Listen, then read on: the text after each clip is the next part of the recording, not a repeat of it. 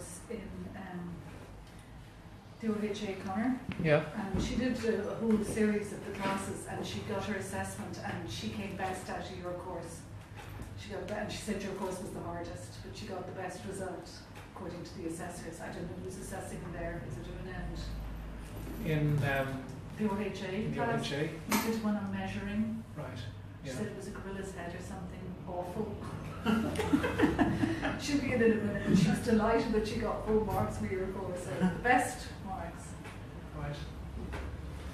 She go ahead, or Helen will be back in a minute. You sure? Well, I mean, you're looking like you're eager to go. Well, I I'm mean, just where's she gone? She said she was Going going to to put park money in her her car, yeah. She can't be far away. She's just in front of the Ulster Bank, because I'm not in the parking earlier. So. 2 minutes. Just, yeah. Did you get me parking? I didn't get you free parking, but I've paid for the parking around the back. It's just down the road. I'll be able to bring the car and then help you load it. I don't know how you did it all in one go. Yeah. Well, I did it in 2 goes. But Okay. got On the your step head. halfway up the stairs. Here she is. She's always late for class as well. Coffee time. Yeah, we always measure our coffee time. That's right. Yeah. But she's doing well just to be 5 minutes late now.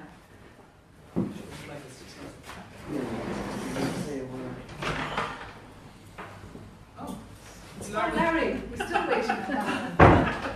Welcome back.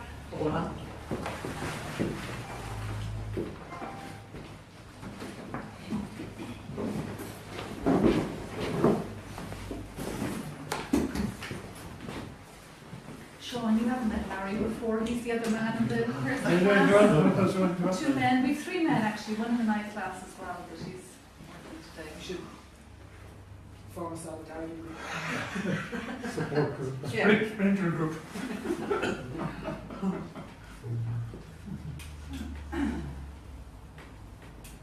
Has anybody any questions they want to ask while we're waiting for Helen?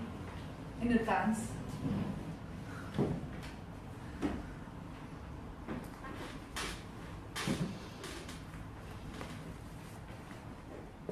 Just go ahead. Painting for long is much more interesting. Painting When for you long. start. Yeah, seriously. Well, I was always serious. Always, okay. He was born serious. That's it. Yes. So yeah. Always. Forever and a day. It's basically it's you don't usually start these things. It's most people stop. That's the difference. I think it's like a lot of things. Right. Kids. All kids will draw and paint pictures. And Yeah. some stop Yeah. and some go on. It's a good way of putting Yeah. it. Anyway, I'll start off. This picture is monkey painting, and it's maybe a good place to start talking about my work and what I do. It's a double portrait with a gorilla called Coco, who was a keen amateur photographer and whose photographic self-portrait got on the cover of National Geographic magazine. Did you win the rights to it in the end? Did I? Did you win the rights to it? The ape? Well, There's some So this is controversy a- over that, wasn't there? Really? yes. PETA took a case on his behalf. That he had the rights to all the Really? yeah. Well, I didn't know that. Anyway, it's a way of putting the situation of the painter in context today, and it in part refers back to an old genre of painting called the singerie, or the monkey painting, where apes are shown performing human activities, imitating human activities, and there's an element of mockery of human vanity and the absurdity of life. But it applies particularly to painting, and there are lots of images of monkeys painting pictures because the painter was seen to typify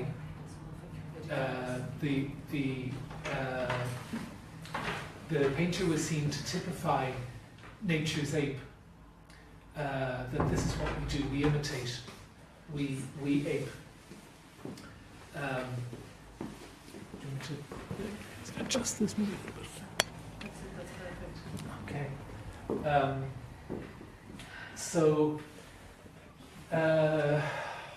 This is part of what I wanted to deal with, to take an old genre and modernize it, to say something about what it means to be a painter today, when, as you could say, any monkey can take a photograph, and the sort of situation that we have where so much of our imagery is mediated and mechanical, and what I have to do as a painter is, in some sense, do what the camera can't. That's the short answer to this question. What am I doing? Painting pictures, making meticulous handcrafted pictures in the age of photography and mechanical reproduction. But one of the odd things about the situation today is that the technology that's available, the technology of reproduction and mass communication, is also keeping painting alive to a large extent through social media.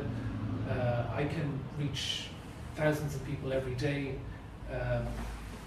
broadcasting on Twitter or Facebook or whatever else. And there's a huge following for what I'm doing because of that.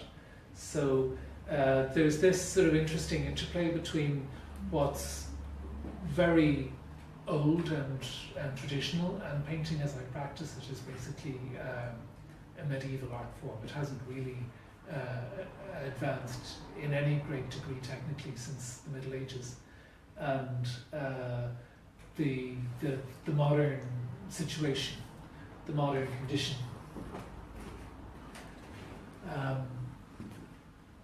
Let's just give you a close-up.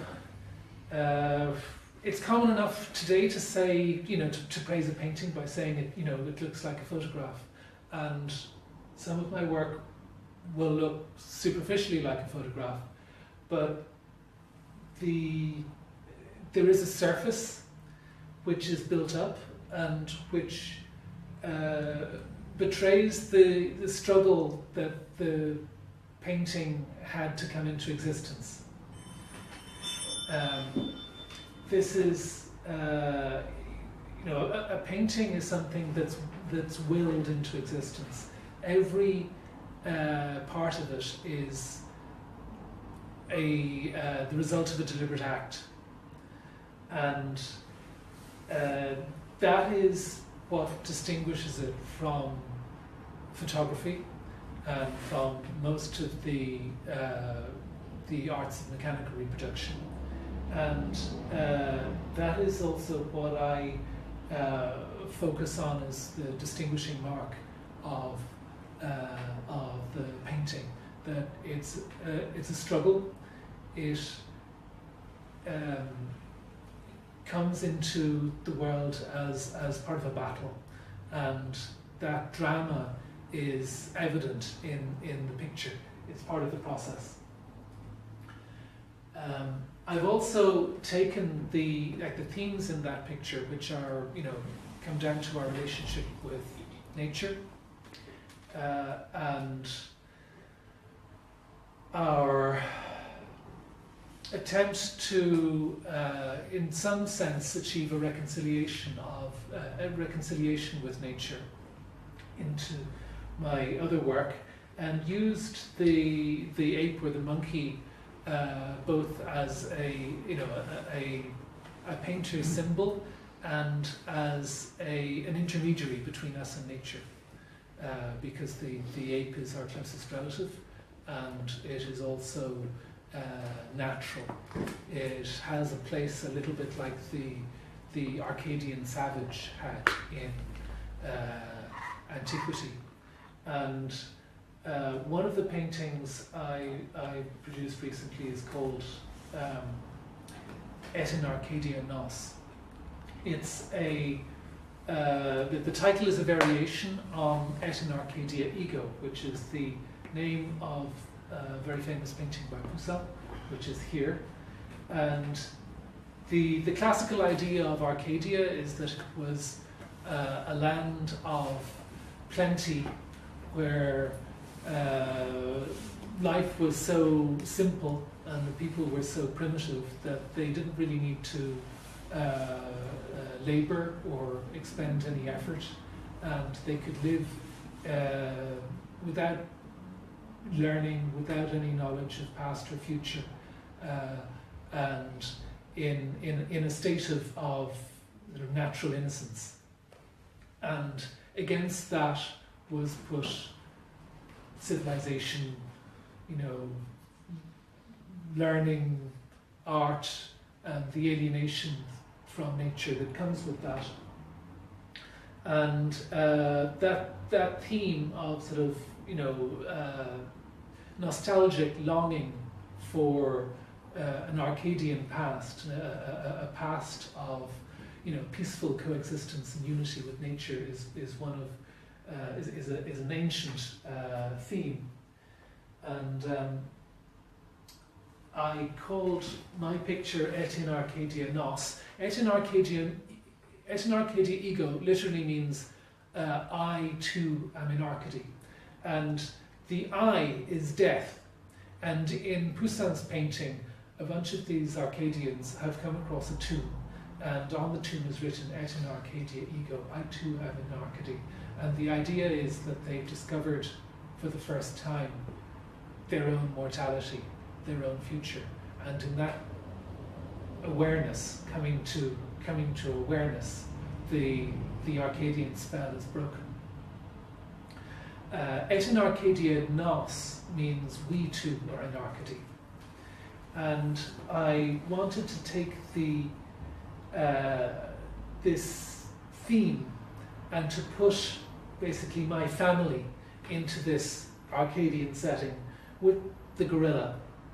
I grew up watching, David Attenborough nature documentaries, and I don't know whether you ever watched that Life on Earth, where David Attenborough sort of sits surrounded by gorillas, and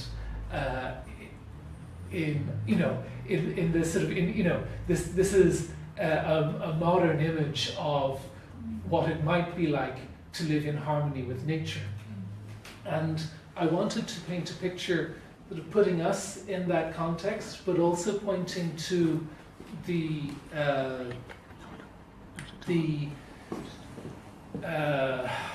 impossibility of that situation.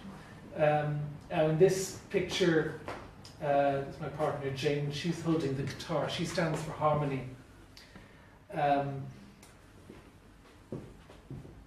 The painting took a long time to come together, and in fact I worked out this side of the picture long before the children went in. They weren't even born when I started the picture.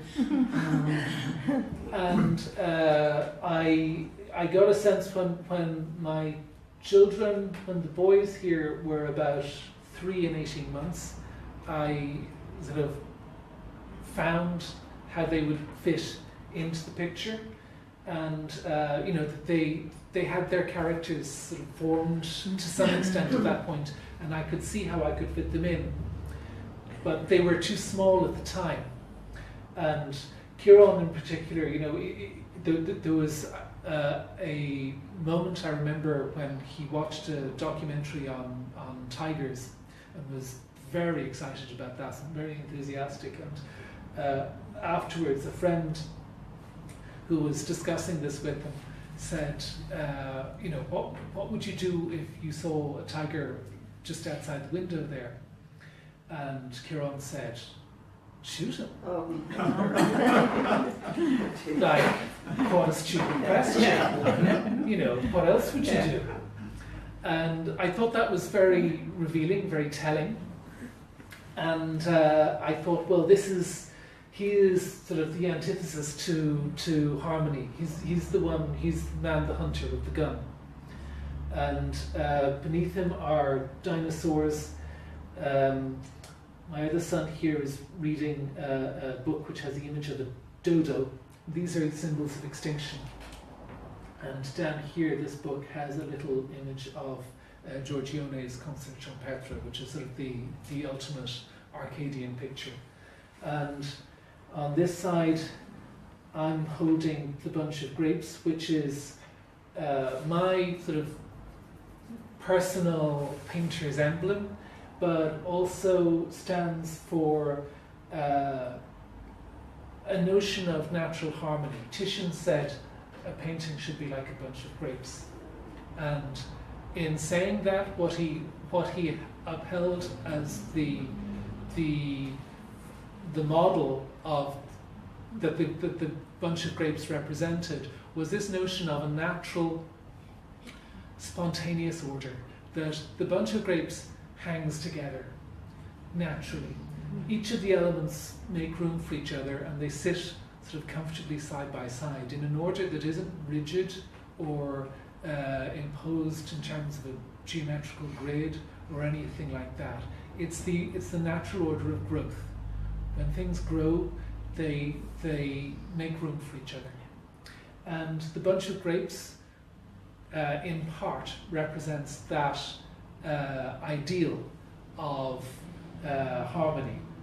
And, that in the same way that I think, a picture should, hang together, we all have to try and get along and hang together in the same way.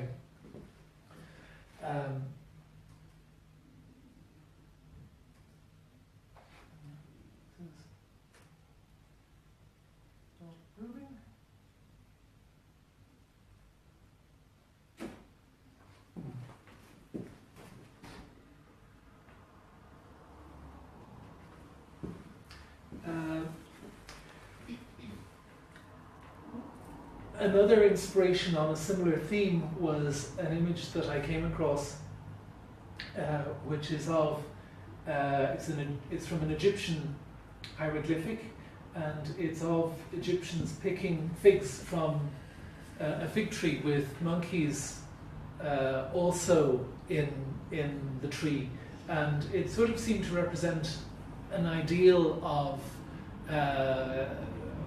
harmony with nature, man and animal living at peace with each other, and it's sort of a serene, harmonious image. And I was interested in this also because I knew that in a lot of Southern European paintings, the fig tree is the tree of knowledge. For example, in this painting by Masolino in Brancacci Chapel, this is a fig tree here with the serpent wrapped around it, and that is also why Adam and Eve are typically they hid their nudity with fig leaves. And I wanted to take a picture, to build a picture based on these themes. In Egyptian mythology, Thoth is also the god of wisdom, and Thoth is a baboon. So the baboons in the tree were another element that I could bring into it, and I wanted to create a sort of a Venus-Eve figure that could take knowledge not from the serpent, to sort of replay the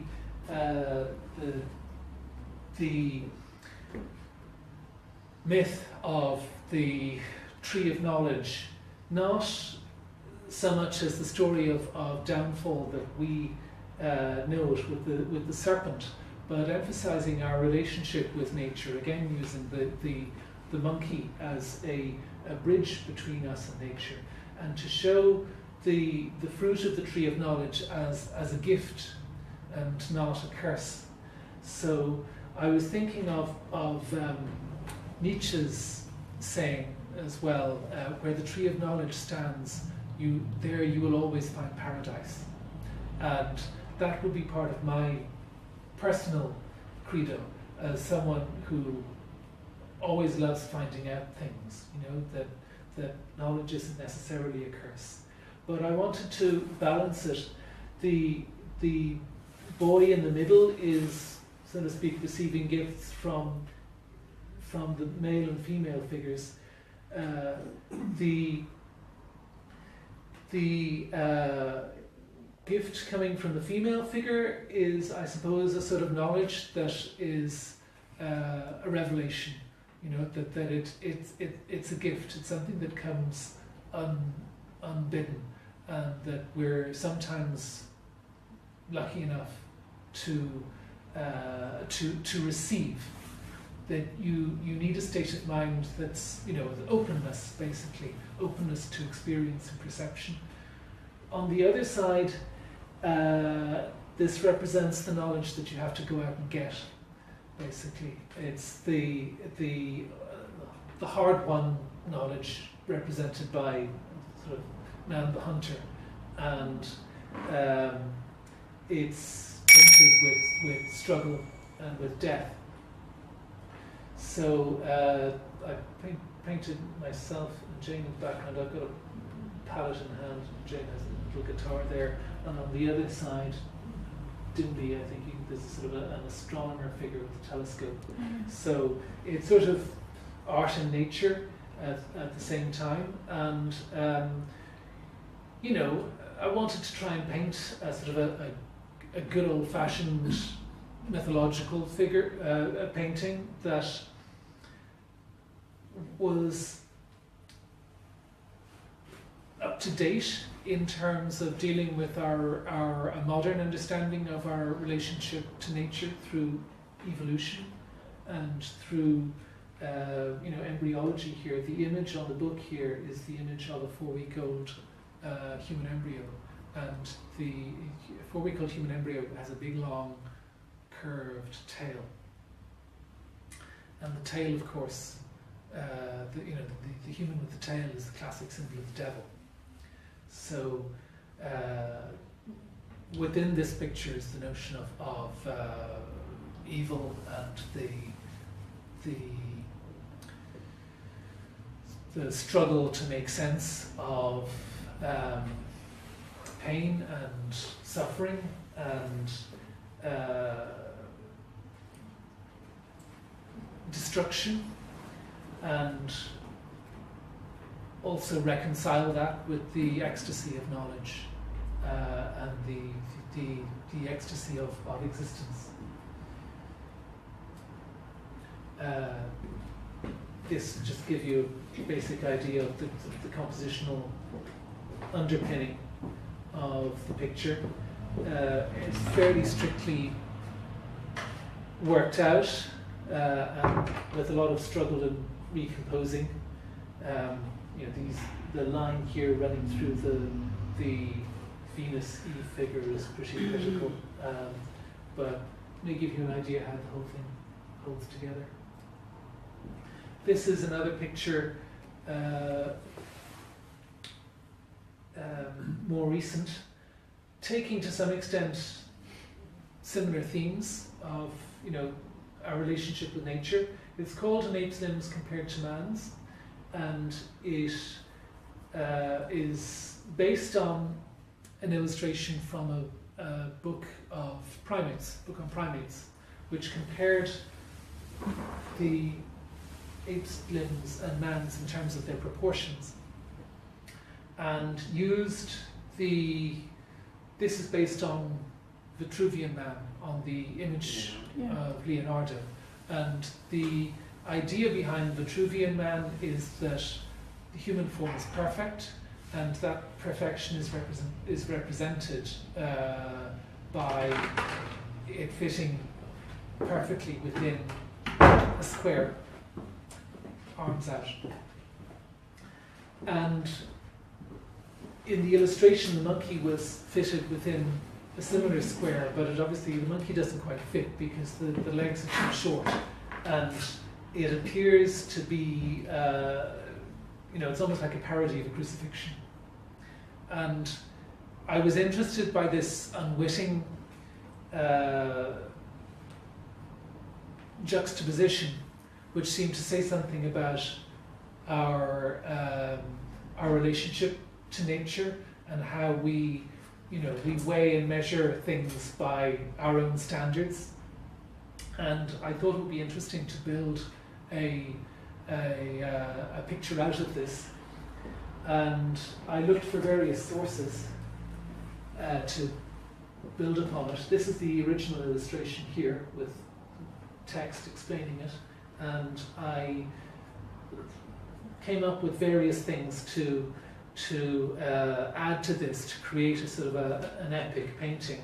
In the background, I decided to put the classic image of the walking evolution, where man, the ape is transformed into man in a series of walking figures. And interestingly enough, these figures were also based on the Muybridge photos. I don't know whether you've ever seen Muybridge photos of humans and animals in motion, but all of these figures are versions of photographs from Muybridge. I was also looking at old master paintings. This painting by Courbet gave me the idea for the overall context of the picture, which would be like a giant studio with the artist in the middle, surrounded by friends and enemies. In this case, it's a giant urban studio, and the artist is painting a sort of a pastoral landscape. And again, this dramatizes the idea of the artist as, in some sense, the embodiment of nature, or reaching to an idea of natural beauty in an urban context. I was also looking at Venetian paintings to the sort of large scale decorative notions, how to compose space and multi-figure compositions. And I was also looking at Gauguin at the time, and I was particularly interested in this picture and in its title, which is, where do we come from, what are we, where are we going? And I thought, that's a really great title for a picture. And in some sense, I'd like all my pictures to answer those questions, to say something about those issues. But taking the theme of measurement in the original illustration, I decided to, because man appears sort of standing in glory, I was reminded of images of Christ in glory that often are shown on the western door of Gothic cathedrals and in Last Judgment scenes. And usually to the side you have a weighing of souls, the separation of the righteous from the damned. So I decided to make the painting a sort of a mock religious painting, a sort of a weighing not of souls but of nature, of animals, with man glorified behind. Among the other sources here, this was sort of a stock photograph of a priest who ended up back here, and this was from a birthday card. Don't cry. Inside the card it says you're only another year older. They ended up back here, and the Pompeian frescoes have a key pattern. You can see it here, and I ran that across the top of the picture to create a sense of depth. Can you give an idea of what the scale is of the painting on the wall behind? It would take up almost the whole painting. It's 4 feet by 8 feet, so it's quite a large picture. And there's detail. That monkey again. That's from a the hear no evils, speak no evil, see no evil. And behind here you can see the staged evolution from a chimpanzee-like figure going forward, and a sort of a god or Father Time figure off here, setting the whole thing in motion. So it's like a sort of a super history painting, you know, that attempts to cover the whole evolution of our species and say something about where we're going. This is I covered this off here. Here you've got the sort of the last in the series, and what comes after. Well, that's that's another question. And yeah, here you can see again. You can see the key pattern across the top, and of course, Orna. Yes. I've seen the light. This is a still life that takes the same weighing of souls symbolism. In this case, the painting is called Still Life with Judgment, again playing on the last judgment, weighing of souls. I took the old weighing scales that we grew up with, the old Krupp's weighing scale, and put a life mask of a friend, Geraldine O'Neill. I don't know if you know, painter friend of mine. She gave a talk here. Yeah. She's now RHA in Eastona, and the picture in the National Gallery. So we shared a studio for a while, and I took plaster casts of a lot of people who came in and used them in paintings. But the theme of judgment, it's about sort of rational analysis and criticism, and the battle between, I suppose, sensual pleasure, illusionism, the luxury of image making, which I try to embody, and the sort of the cold critical analysis that is also part of the whole notion of aesthetic judgment. Kant famously came up with an idea that aesthetic judgment is disinterested, and that has become one of the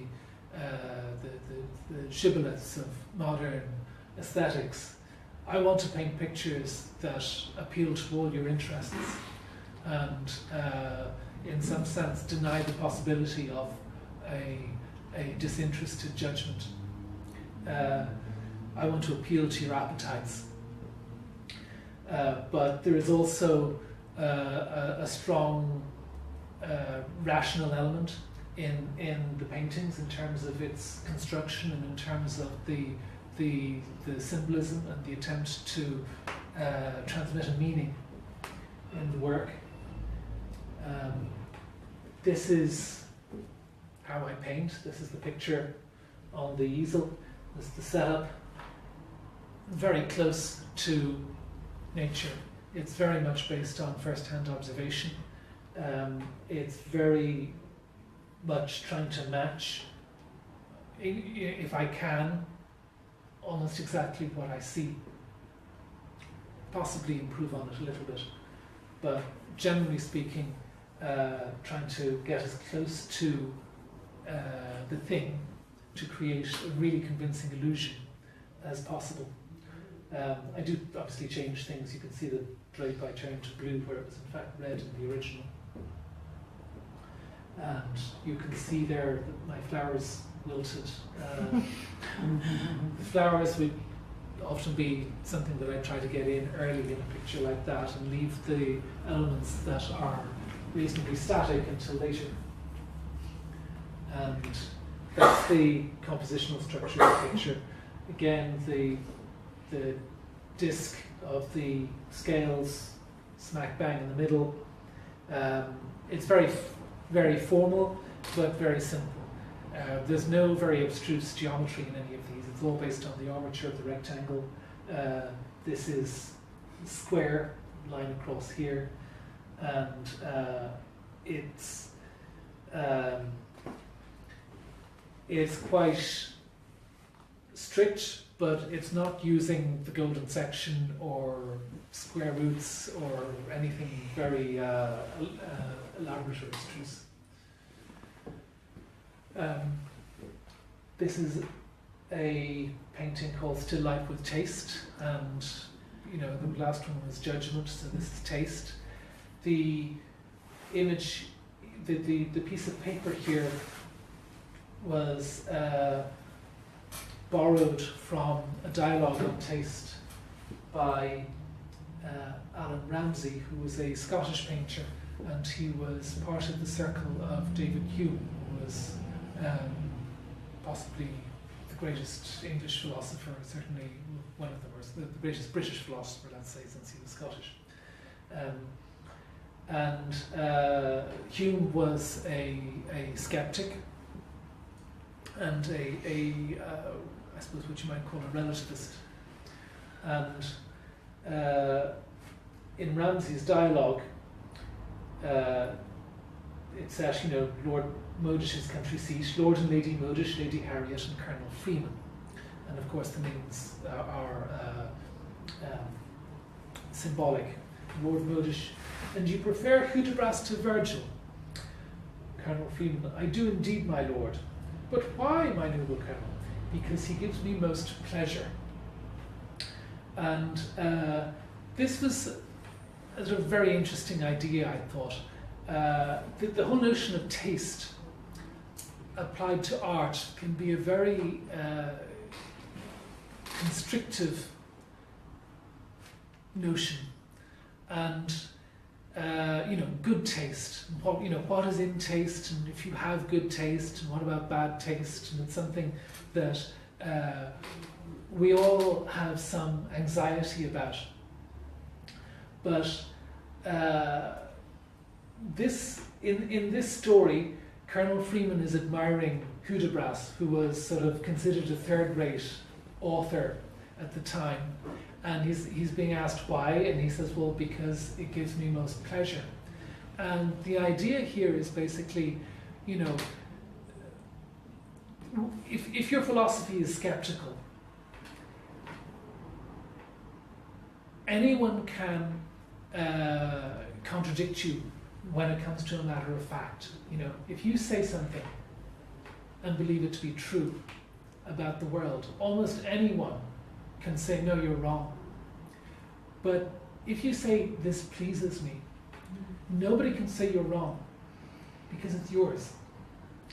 And this idea of pleasure, which is at the heart of the notion of taste, in this philosophy is sort of liberating. And it basically says to those who might accuse you of having bad taste, go screw yourself.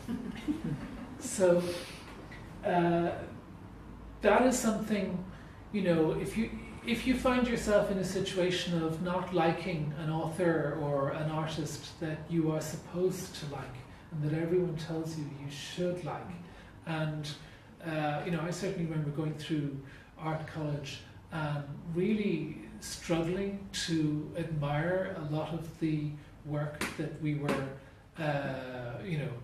instructed to admire, and if we didn't get it, well, we were down the, so that was a sign of our personal failing. This is sort of the antidote, and it was great to find an 18th century author basically unpacking that. So this is also a little bit of my personal credo, that I did not want to concern myself with matters of good and bad taste when it came to my work. I wanted the freedom to be tasteless, if necessary, according to other people's standards, and to go wherever I wished, and to admire whatever I wished, and take inspiration from any artist I wanted, whether or not they are considered, reputable or, admired by the cognoscenti, and basically to produce work according to my judgment and my pleasure, and not try to satisfy someone else's criteria.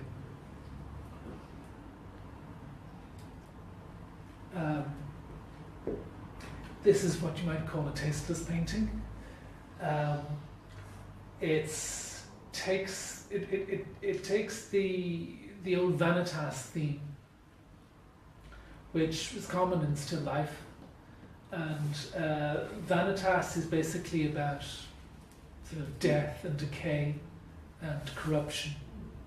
It comes from an old biblical tag, vanitas, vanitatum omnia vanitas. Basically, it's, you know, oh vanity of vanities, all is vanity. Or in a modern translation, utterly meaningless, everything is meaningless. So it takes despair and destruction and death and everything that is really tasteless about existence, and dramatizes it. And there's plenty to dramatize in the current context. So I've had great fun sort of taking the vanitas genre and updating it with modern symbolism, like the deflated plastic globe and the set of books, which were all books written in the 90s, interestingly enough. The End of Nature, McKibben, The End of Science, John Morgan, Cuspert, The End of Art, and Fukuyama, The End of History. And it speaks, I think, to the sort of apocalyptic notions that are around today, and the notion that we're on the cusp of something, that this is a period of great rupture, historically speaking. And, you know, I actually, when I got these, I started looking for books with "the end" in the title, and I now have a sort of a bookshelf of them. You've got the end of Iraq, the end of democracy, the end of the line, the end of oil. There's so many things with "the end of" as a title, and it's an interesting issue today. I end up often taking inspiration from cartoons in magazines and sometimes financial papers, and the deflating globe is a pretty standard one in the financial papers. Also helicopters dropping money, which stands for QE, quantitative easing, and the running of the digital printing presses. This is a picture called the Joker Wins Again, and it's about the art market, really. This picture here is a Picasso that sold last summer, I think, for $178 million or something like that. It was the highest price ever sold for a picture at auction. And in this painting, the helicopters are dropping money on the globe, and some of it is sort of showering over the painting here, and it's being admired by these Disney princesses. The Joker here is standing as sort of an introducer. These are all little figurines that I picked up in the local toy shop, and of course you have the superheroes who are impotent, basically, to do anything about this corruption. So it's my little rant at the state of the world, or one of them.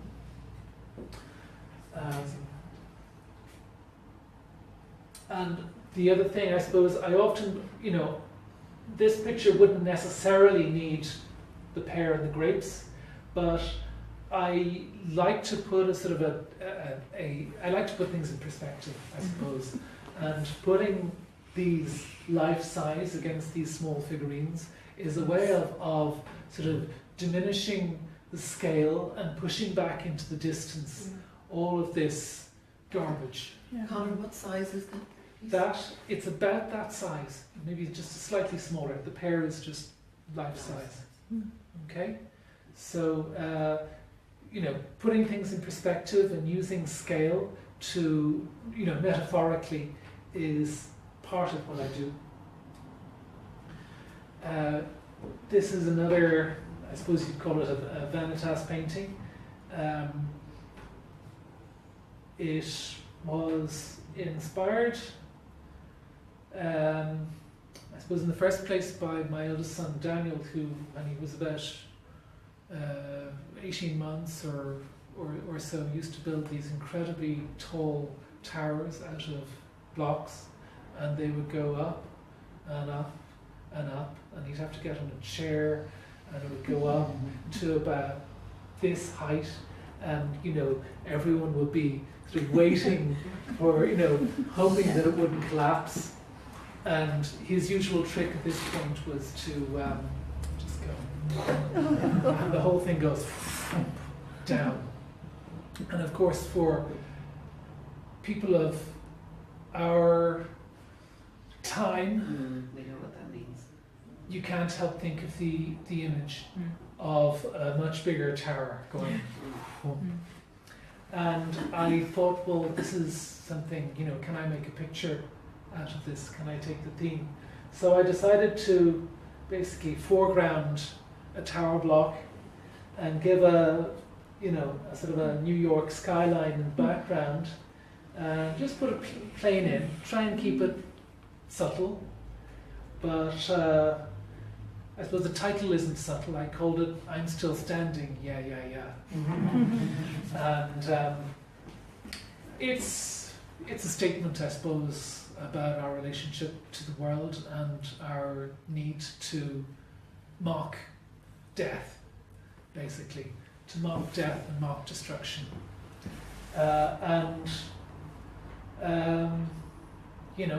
All the towers fall in the end, and we fall too. But for the moment, let's enjoy life. This is another sort of vanitas still life on a very large scale. Dinosaurs are really the perfect vanitas symbol because they don't just represent death; they represent extinction. And this picture was again the idea came from one of my children's dinosaur books, and in it there was one of these huge skulls with a little human skull for scale. And I thought that would make a great painting, and to use a T-Rex skull and put a little party hat on the human, just to sort of dramatize our relationship to the really big forces of destruction out there. This is the picture set up in the studio. Unfortunately, I couldn't get hold of a life-size T-Rex skull. I asked the Natural History Museum, could they get one for me? And they said, in your dreams, we can't get one ourselves. But I did pick up a quarter-size T-Rex skull here from the Natural History Museum in London. And I rolled up a little ball of masking tape, which is about the right colour and sort of light properties here, and put a tiny little paper hat on it. And then I put the real human skull with its hat in front of that, and basically painted the whole thing from life and scaled the thing up to make it work.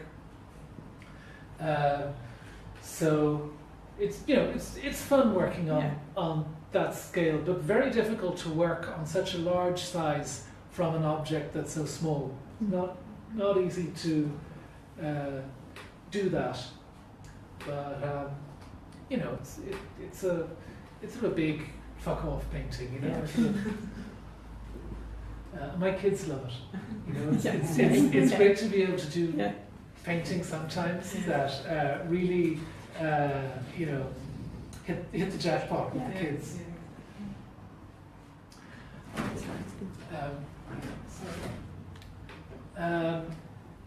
Not all my pictures are big and complex and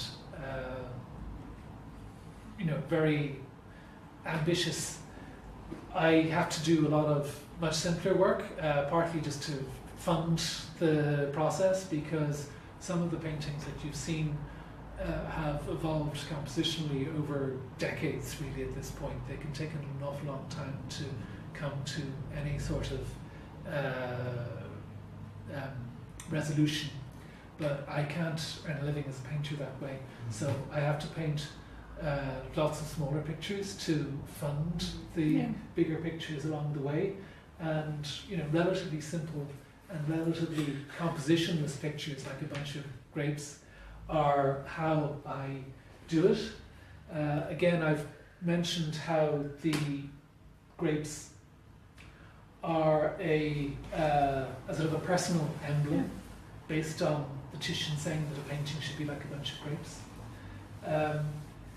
One of the bunch of grapes was particularly taken as emblematic for the colorist school of painting, because a bunch of grapes, for example, it only really reads in color. If you do a black and white painting of a bunch of grapes, you're wasting your time. It won't have any of the luxury or the lusciousness that one would wish from the subject.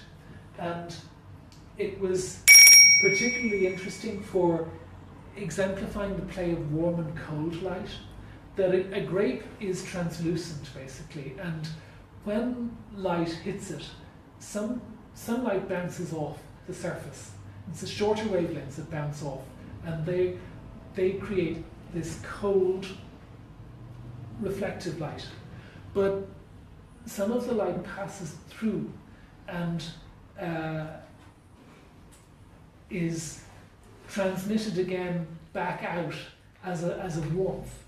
And this play of the reflected and refracted light of warm and cold was part of what people took as the bunch of grapes is representing.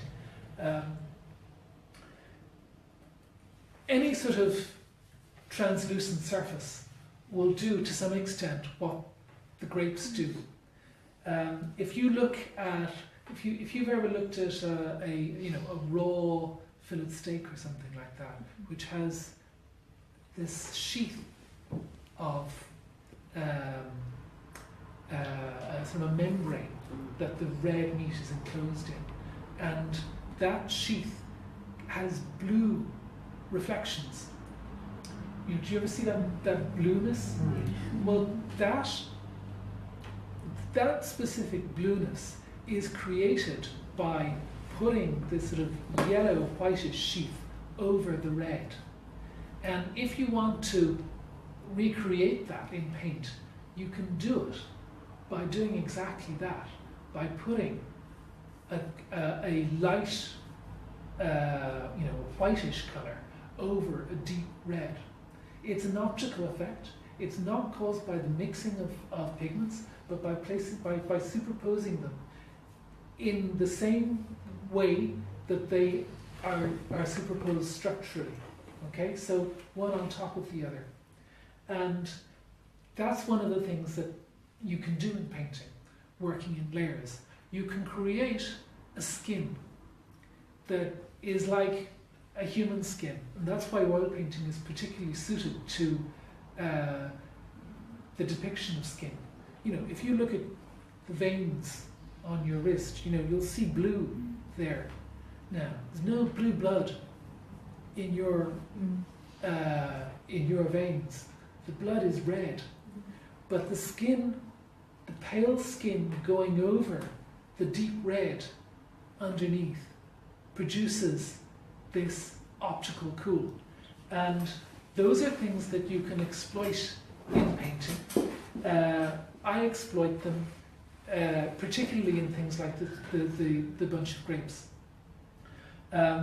You can also see here close up how the painting is produced in a sort of a frenzy of mark making, where marks go down, and the attempt is not to perfectly delineate the object. When I started out painting bunches of grapes, I used to draw a circle for each grape and basically colour it in. And now what I do is start with a big splodge and sculpt carve the grapes out of that splodge by imposing marks over and over each other, so that you build the surface up, and each mark stands for an act of perception, and you try and keep them all discrete. You try and keep each act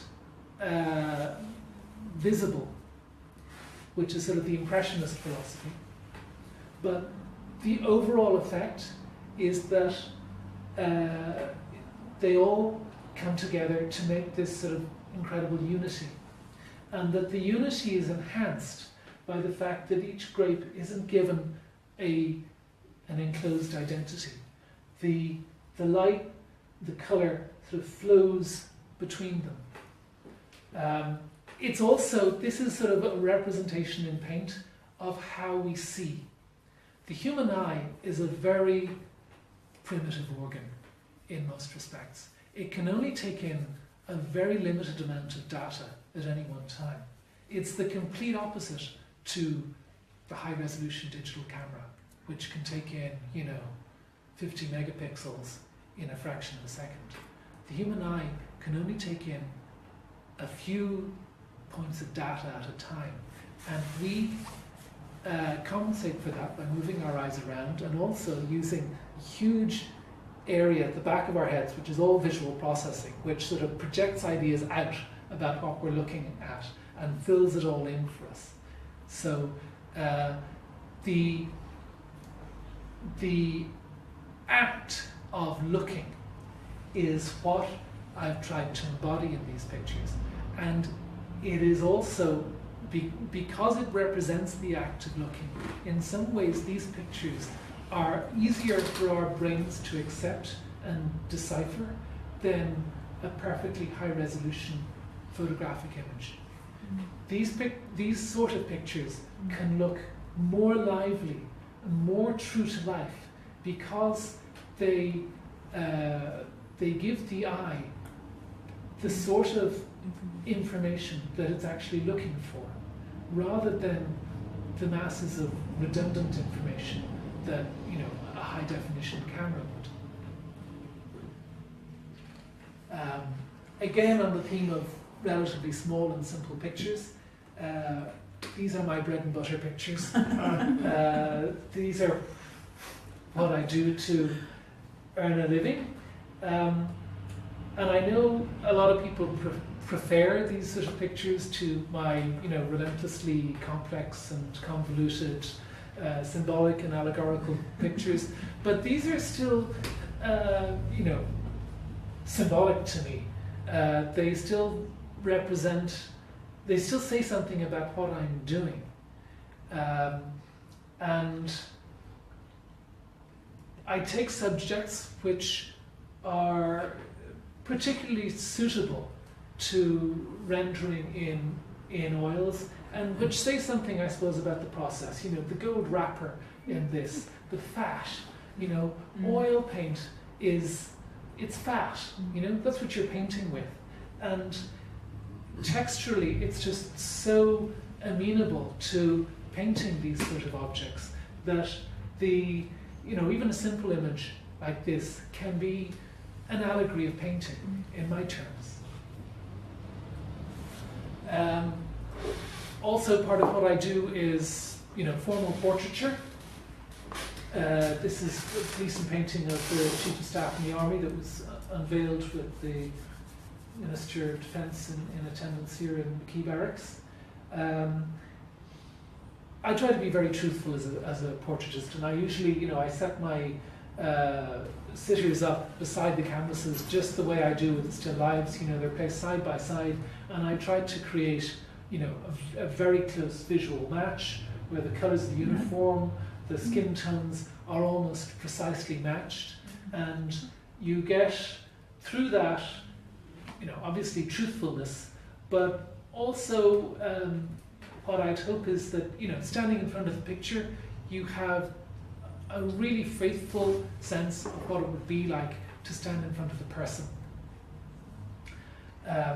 that some of their presence gets embodied in the picture beyond, you know, the analytical likeness. How it feels to stand in front of them is also embodied in the picture. His outfit is much less lived in the picture. Yeah. It's darker. No, it's just there are wrinkles and crumples in the real life where the way you've painted it. It's very. Oh, you mean in the photograph?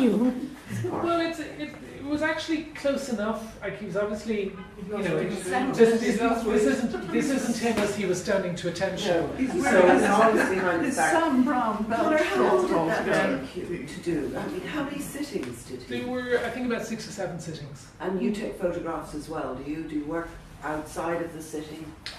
What I did was, for the first sitting, I did a small head study, started it, which was done over 2 sittings, and I took a photograph or a series of photographs to discuss the composition with the sitter. And he then, you know, we chose an image or a pose to work from, and I then transferred very basically the rough outline from the photograph onto the large canvas, so that when he came back in, I could work directly from life. So almost all of it was painted directly from life. Certainly the head and the hands and things like that. And he was able to stand still. Yes, he sat while I did the head, and he stood while I did the body. It is one of these things, like you're dealing with a VIP basically at this level, and it can seem a little bit of an indulgence to make one of these, you know, very important people stand there while you paint the buckle of his belt or the ribbons on his jacket. But most of the picture was actually done from life. It was certainly finished from life. It was blocked in using the photographs, and certainly the vividness of it is a product of working from life. Something always goes wrong with the colours, no matter what way you take a photograph. By the time you take the photograph, and then it's processed, and then it's put on the screen, they never match. And I've tried, like I have put up a computer monitor in my studio so that I can work from photographs with the image life size, but the colours never correspond to reality. So I always try to do as much as I can working from life. Excellent. Oh, I love that. This is, I suppose, the other side of portraiture, that if you can do it all from life, these days you have an audience. You have an audience on YouTube or Sky or whatever else, and realistic painters can now become sort of quasi-performance artists by showing the process. And I think what a lot of people find interesting in looking at the process is how different it is from photography. That photography is basically instantaneous. It's the click of a button, and the picture done from life is built through a series of acts. It's constructed, and when people see how it's done, it educates them to the whole nature of the process and the difference between painting and photography. So it's interesting to see that programs like the Sky Portrait competition, they actually make good TV. They're actually popular, and they make it exciting. Yes, and you can do that, and you can do that even privately now through YouTube and stuff like that. Like I've put sort of painting demos, a time-lapse photo of me painting a bunch of grapes, and one of them has been watched 250,000 times. So that's a measure of how interesting it is to people when those sort of videos can go viral, and I can do it, just using my phone in the studio. That you can use this, incredible technology to broadcast what you do. David Hockney did it on a series of iPads. Yeah. He did the time lapse. Yeah, but it's interesting to see how the mass media are creating an audience or a niche for the sort of thing that I do, where what I do is still very much excluded from the inner sanctum of contemporary art. I don't have any images in Emma. I wouldn't be at the yet, sure, but I'm not holding my breath either. That a lot of the conoscenti today basically scorn and look down on what I do because painting is dead, and sure, this is just illustration and so on and so forth. It's not cutting edge. It doesn't look cutting edge. It doesn't look contemporary, quote unquote. But it's still very popular. It's still very popular, and there's, I suppose, a culture war going on to some extent, where particularly using social media and things like that, where artists who are excluded from the temples of the art world by the high priests of the art world can network and build a support structure that's completely independent of that, and that we can basically get our work noticed even where we're denied mainstream media attention, and we can build a following, and basically the work can't be ignored at a certain point just because people know it's there and are interested. And a lot of the young, the younger generation coming up aren't as concerned with the snobbery of cutting edge art or high art as the in crowd of the art world. So I get, it's amazing. I have a website. I put my images out there, and sometimes you've no idea where they go, but sometimes I get messages from people saying your painting is the wallpaper on my iPhone, or it's my screensaver, and that the images get spread, and at a certain point, you only have to hit so many people, you only have to reach so many people to begin to start influencing the culture. And it's sort of curious how one of my friends was in a cafe in San Francisco. She was coming to see my exhibition, and she looked over at someone else in the cafe who was sitting with a laptop, and this other person was looking at my paintings, and there was no connection between them whatsoever. But you're making these connections anyway. You have a worldwide audience. Yeah. So I'll fast forward through a couple here because I'm conscious of time. Some of my images take a long time to work out, and others work out fairly quickly. This is a little sketch from my ideas notebook. I keep an ideas notebook where I sort of doodle away and try and come up with new images. It must be full. Well, my latest one is full, actually. I need to get a new one. But this is an example of just something that's basically doodled out, and might turn into an image. And this is the image it turned into.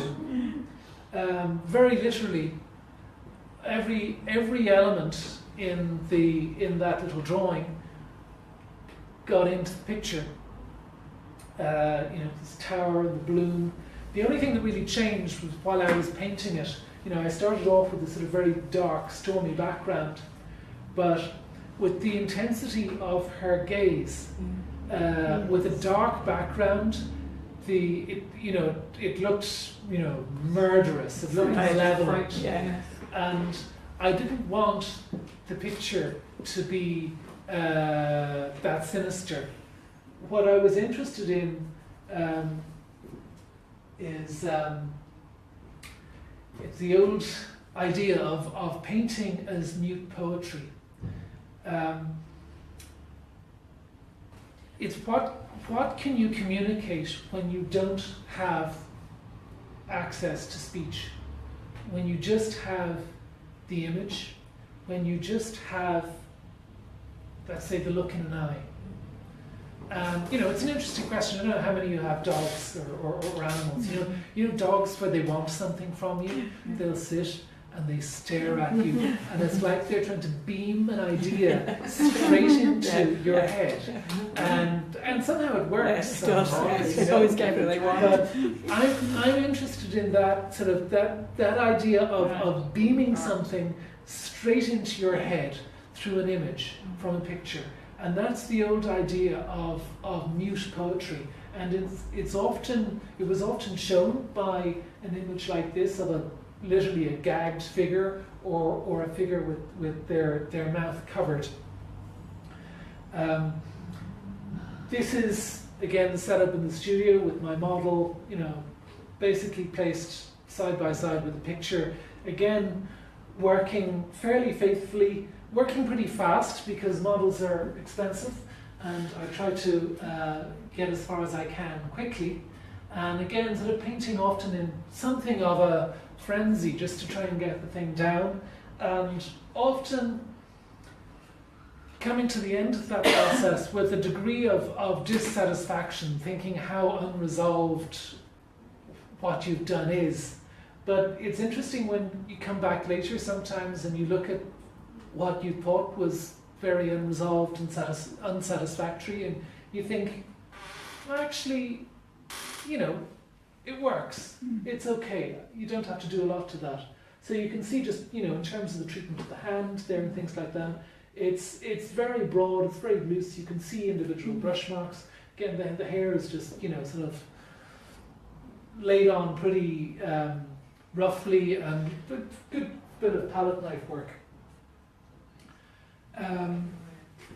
This is a painting of my son Daniel, and I started it basically as soon as we got him out of hospital after a bone marrow transplant. He went through about 18 months of hell, basically, with battling leukemia and relapse, and then back in and a bone marrow transplant. And I desperately wanted to paint a picture of him through all this time, but it was frantic, and I couldn't. You couldn't paint in hospital. There was way too much going on.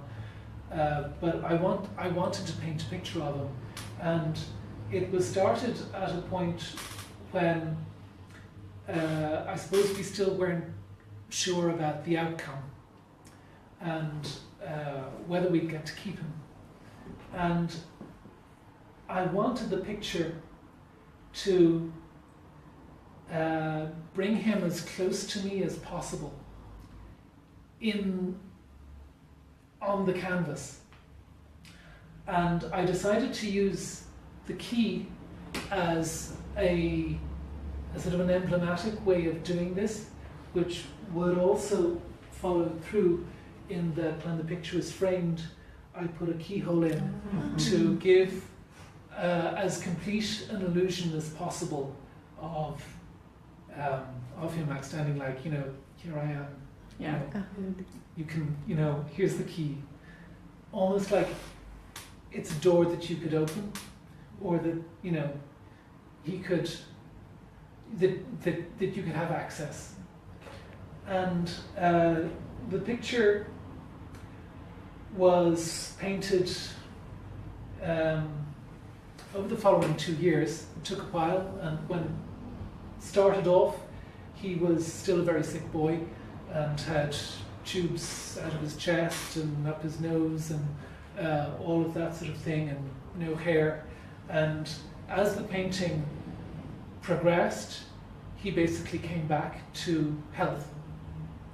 So in a way, the painting, you know, at a very personal level, became a celebration, you know, rather than what it might have been, which was potentially an image of loss. It became personally an image of gain. But one of the things I was able to do was make some copies of this picture, and one of them I gave to the bone marrow ward, and it is hung at the entrance to the bone marrow ward in the hospital in Crumlin. And the ward there, the bone marrow ward is an area of extremely restricted access in the hospital. Very few people enter or leave. The children get no visitors apart from their parents, and in Daniel's case, Orna, who was our third person in the loop. And half the children who go in don't come back out.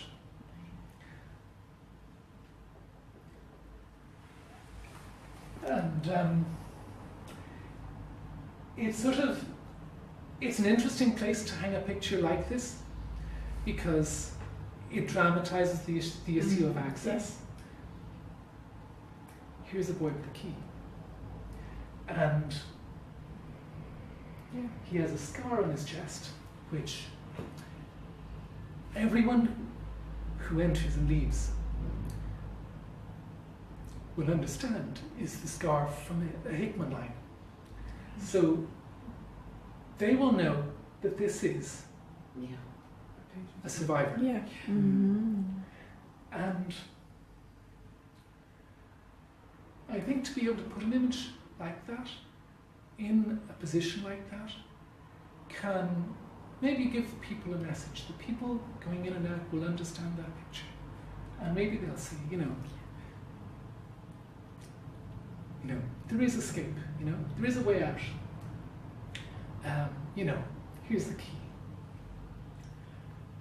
And I suppose this picture, I'm very lucky in my job that I can produce very personal work that allows me to, work things out for myself in imagery and do something that is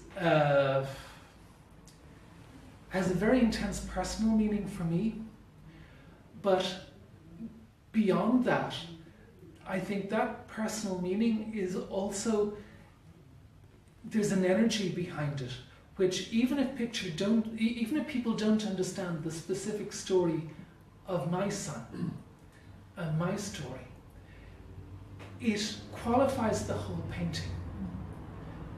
The people who see this picture in Crumlin will understand it in a different way to the general public. But even if you don't have that experience, it's still a painting about access. And in all my pictures, I try to give access to something. I'm trying to open a world. And this boy stands like a little sort of, a little cherub or a little Eros figure who says, here's the key, come and enter. So that sums it up for now. So I hope you enjoyed. Thank you.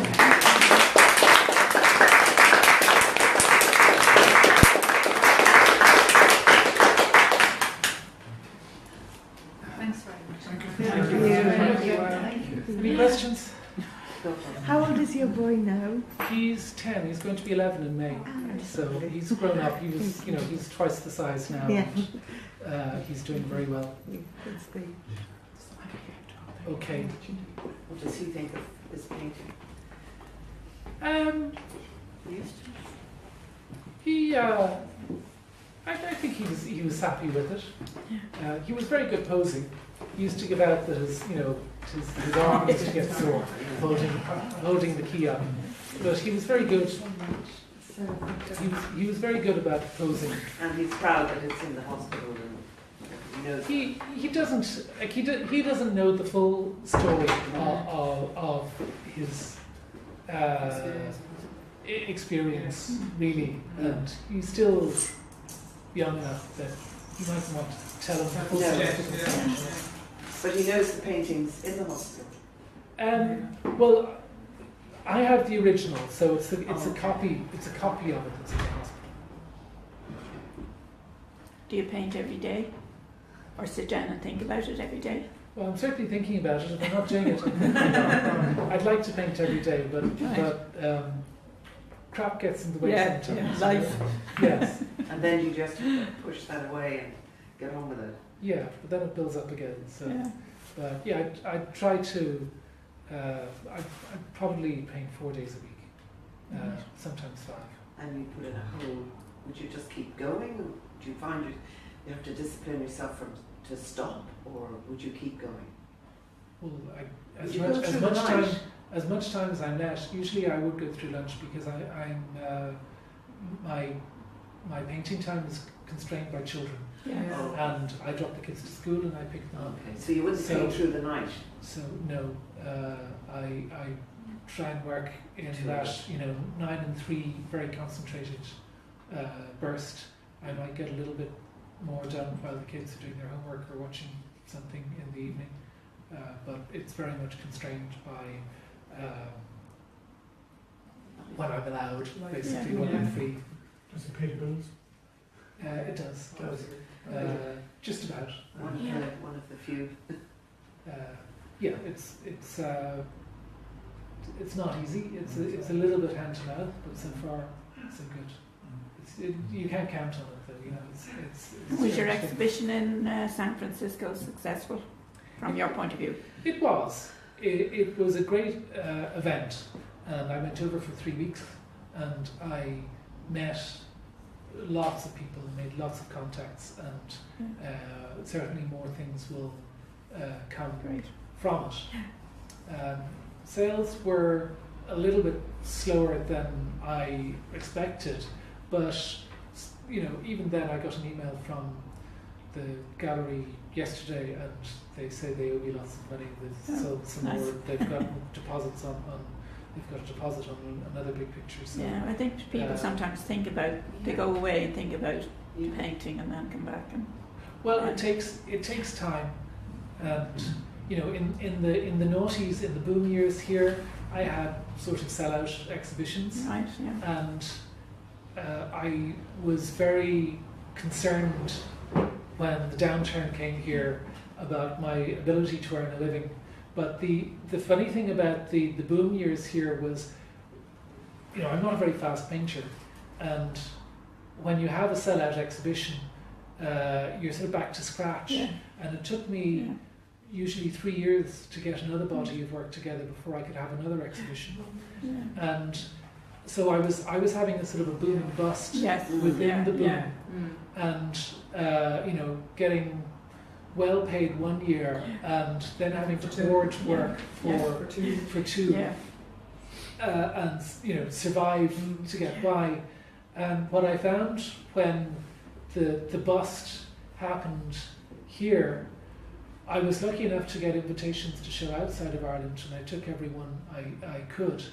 But what I found was that from then on I was having exhibitions where maybe 20% of the work sells. But if you have an exhibition where 20% of the work sells, and you can then take the other 80% and move it on and have an exhibition 12 months later, you actually do just as well, and you get more even cash flow. Yeah. So, despite it being a struggle and hand to mouth in some ways. It's been a lot steadier than I would have expected really or given Yeah. credit for. And you generate more events that way. So generating events is as much a part of the business as actually getting the money in. And going global. That's it, Yeah. yeah. When you're pricing your painting, does the size of the picture determine the price, or kind of the amount of time put into it, or what? criteria? There's no very fixed rule. Yeah. When I had a solo show in Denmark, they insisted on pricing the work by the square centimetre, and that really didn't make much sense to me because, well, the small works were undervalued, Yes. and the big works Yeah. were so massively expensive, Yeah. and we couldn't make it. We couldn't make those valuations work, and we had to come up with a sliding scale because he insisted that there had to be a formula. We developed a sliding scale, but it was quite odd, and it was sort of funny when I found that my big paintings were priced at basically about 50 cents a square centimetre, which when you think about how much work goes into every square centimetre of the picture, doesn't amount to very much. But those pictures were still, 10,000 euros or something like that. Yeah. So it's hard to justify in terms of, the labour theory of value. Has it brought down the size of your average picture? I work on all scales. I'm working on as big paintings as I've ever done, Okay. but I work on pretty much any scale, and I have to work on every scale because what I find is that people really admire some of the big work, but it's too much to take on. But they feel they're still participating in the sort of the grand Conor Walton project if they buy a small relatively modest picture. Have you ever done a mural? No. Well, I did one. I did a mural when I was at school. I think there's still a mural in St Lawrence's College in Lochlinstown that was done by me when I was 15. And if you were asked to do one, would you do it? Yes, I'd do it quite happily. But it is, I think, the reality with my paintings, for the most part, is that they have to be portable because I have to take them around to be seen. So, a mural would be great to do, but there aren't that many opportunities. No. Just going back to the start, but there were the Arcadian point. I was thinking as we were talking that that's where Gauguin got to at the end of his days. In a sense, you were starting off from where he ended. I was interested to see his painting come in then. Yeah, well, he did it very literally. He did. He tried to go and find Arcadia, or as close to it as he could get. Yes, it's an interesting idea, but I don't think I can go off. I don't think there's anywhere you can go now. Maybe up the mountains is as close But as you can have get you to gone it. through your work still, or have you left those concepts behind, or are you still trying to express them or develop them? No, it's still there.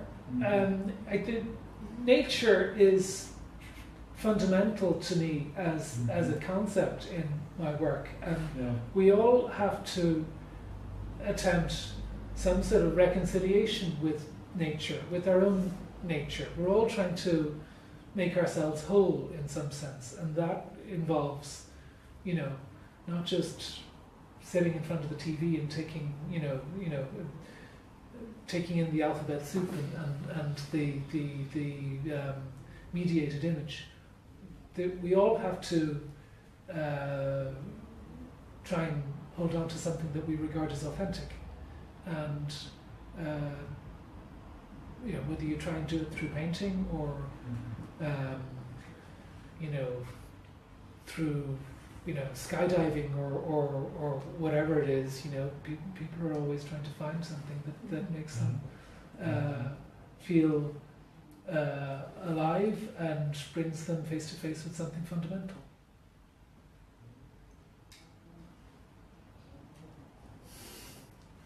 So, is that it? That's it. Thank you Car very park is much. over. Thank you. Thank you. Enjoy that.